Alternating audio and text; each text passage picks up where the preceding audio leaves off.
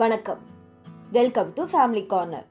உங்களுக்கு இந்த வீடியோ பிடிச்சிருந்தா லைக் பண்ணுங்கள், கமெண்ட் பண்ணுங்கள், ஷேர் பண்ணுங்கள், சப்ஸ்கிரைப் பண்ணுங்கள். இன்னைக்கு கவுனி அரிசி பொங்கல் எப்படி பண்ணுறது நம்ம பார்க்க போகிறோம். அந்த காலத்தில் ராஜாக்கள் இந்த அரிசியை தான் பயன்படுத்தினாங்கன்னு சொல்கிறாங்க. இந்த அரிசியில் பல மருத்துவ குணம் இருக்குது. இதை தொடர்ந்து சாப்பிட்டுட்டு வரும்போது உடல் எடை குறையறதுக்கு வாய்ப்பு இருக்குது. அதே சமயம் ரத்த அழுத்தமும் குறையறதுக்கு வாய்ப்பு இருக்குது. கவுனி அரிசி பொங்கலுக்கு நம்ம 1 டம்ளர் கவுனி அரிசி எடுத்துருக்கிறோம். கவுனி அரிசி இந்த மாதிரி டார்க்கா இருக்கும். இதை கருப்பரிசின்னு சொல்லுவாங்க.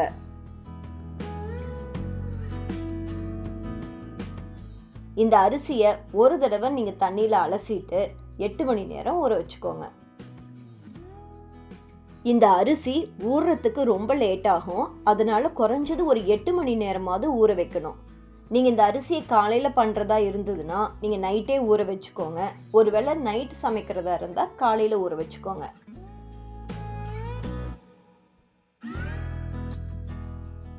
ஒரு டம்ளர் அரிசிக்கு 3 டம்ளர் தண்ணி சேர்த்து நம்ம குக்கர்ல வேக வச்சு எடுத்துக்க போறோம்.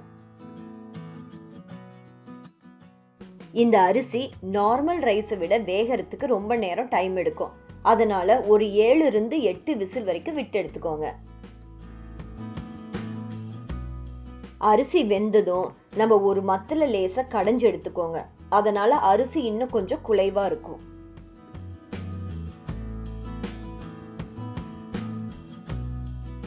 ஒரு பாத்திரத்துல 1 கப் தண்ணி சேர்த்து நல்லா சூடு பண்ணிக்கோங்க.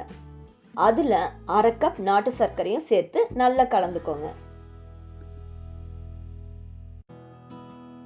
நாட்டு சர்க்கரை உங்க இனிப்பு சுவைக்கு தகுந்த மாதிரி கூட்டிக்கவோ குறைச்சிக்கவோ செய்யலாம்.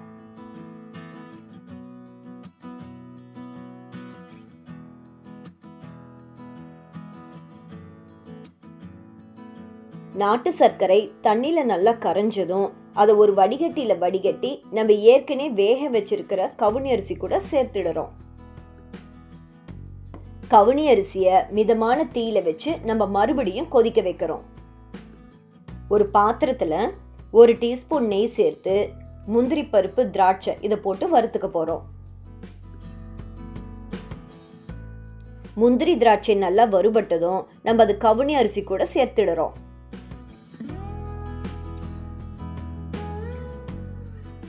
அது கூடவே 1/4 கப் துருவின தேங்காய் அதையும் சேர்த்து கலந்துக்க போறோம்.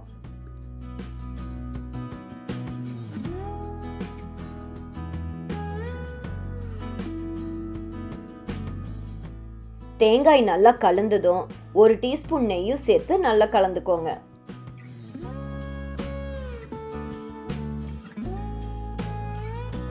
அரிசி நல்லா வெந்ததும் 1/4 டீஸ்பூன் ஏலக்காய் தூள் அதோட சேர்த்து நல்லா கலந்து விட்டுக்கோங்க.